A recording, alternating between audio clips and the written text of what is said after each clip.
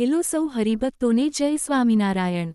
ભારતની શાશ્વત સંસ્કૃતિ અને આધ્યાત્મિક પરંપરાઓનો સૌથી મોટો સંગમ એટલે મહાકુંભ। ફક્ત ભક્તો માટે જ નહીં પરંતુ સંતો, મહાપુરુષો અને ઋષિઓ માટે પણ એક દિવ્ય પ્રસંગ સમાન છે। વર્ષ 2025ના આ મહાકુંભમાં બ્રહ્મસ્વરૂપ પ્રમુખ સ્વામી મહારાજની પ્રેરણાથી રચાયેલ પરબ્રહ્મ સ્વામિનારાયણ દ્વારા પ્રબોધિત શ્રી અક્ષર પુરુષોત્તમ દર્શન પર આધારિત શ્રી સ્વામિનારાયણ ભાષ્યનું ભવ્ય સ્વાગત કરવામાં આવ્યું હતું। આ ગ્રંથ મહામહોપાધ્યાય સ્વામી ભદ્રેશદાસજીની દિવ્ય કલમમાંથી પ્રસ્ફુટિત થયું છે, જે ભારતીય દર્શન, વેદાંત અને ઉપનિષદોના ગહન રહસ્યોને સમજાવતો એક મહાન ગ્રંથ છે। મહાકુંભ 2025માં આ દિવ્ય ગ્રંથ અને તેના ભાષ્યકાર મહામહોપાધ્યાય સ્વામી ભદ્રેશદાસજીનું અભિવાદન કરવામાં આવ્યું હતું।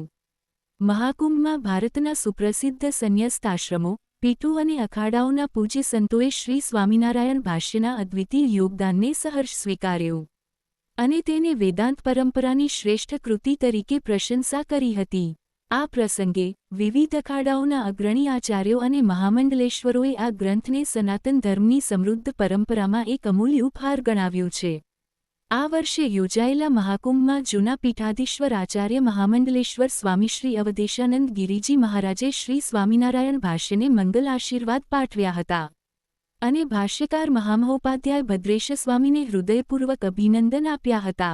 નિર્વાણ પીઠાધીશ્વર સ્વામી વિશોકાનંદજી મહારાજ, નિરંજન પીઠાધીશ્વર આચાર્ય મહામંડલેશ્વર સ્વામી કૈલાશાનંદજી મહારાજ, આનંદ પીઠાધીશ્વર આચાર્ય મહામંડલેશ્વર સ્વામી બાલકાનંદજી મહારાજ અને પરમાર્થ સાધક સેવા સંઘના આચાર્ય મહામંડલેશ્વર સ્વામી પ્રણવ ચૈતન્યપુરીજી મહારાજે પણ આ ગ્રંથની પ્રશંસા કરી અને તેને સંત સમુદાય અને સાધકો માટે મૂલ્યવાન માર્ગદર્શક ગણાવ્યું હતું।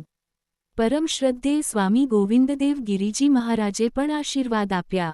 સમકાલીન સમયમાં પૂજ્ય મહંત સ્વામીજી મહારાજ દ્વારા પ્રવર્તિત આ સિદ્ધાંત કેવળ સ્વામિનારાયણ સંપ્રદાય પૂરતો મર્યાદિત નથી, પરંતુ તે સમગ્ર સનાતન ધર્મના સાધકો માટે ઉપયોગી છે।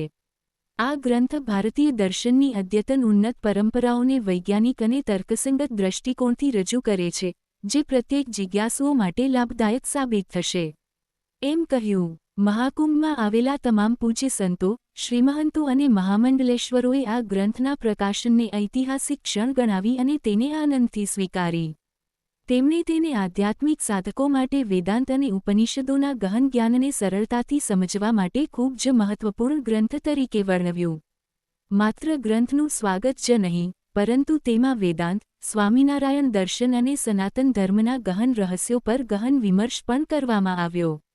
સંત સમુદાયે તેને ભારતીય શાસ્ત્રોની સમૃદ્ધિમાં એક નવું પરિમાણ ઉમેરતો ગ્રંથ ગણાવ્યો અને તેનો વ્યાપકપણે પ્રચાર કરવાની જરૂરિયાત પર ભાર મૂક્યો। મહાકુંભ 2025માં શ્રી સ્વામિનારાયણ ભાષ્યનું સ્વાગત એક ઐતિહાસિક ઘટના છે, જેણે ભારતીય સંત પરંપરામાં એક નવું પરિમાણ ઉમેર્યું છે। તો હરિભક્તો, આવા જ સ્વામિનારાયણ સંપ્રદાયને લગતા અવનવા અને લેટેસ્ટ સમાચાર જાણવા માટે અમારી યુટ્યુબ ચેનલને સબસ્ક્રાઇબ કરીને બેલ આઇકોન જરૂરથી પ્રેસ કરી દેજો। સૌનો આભાર।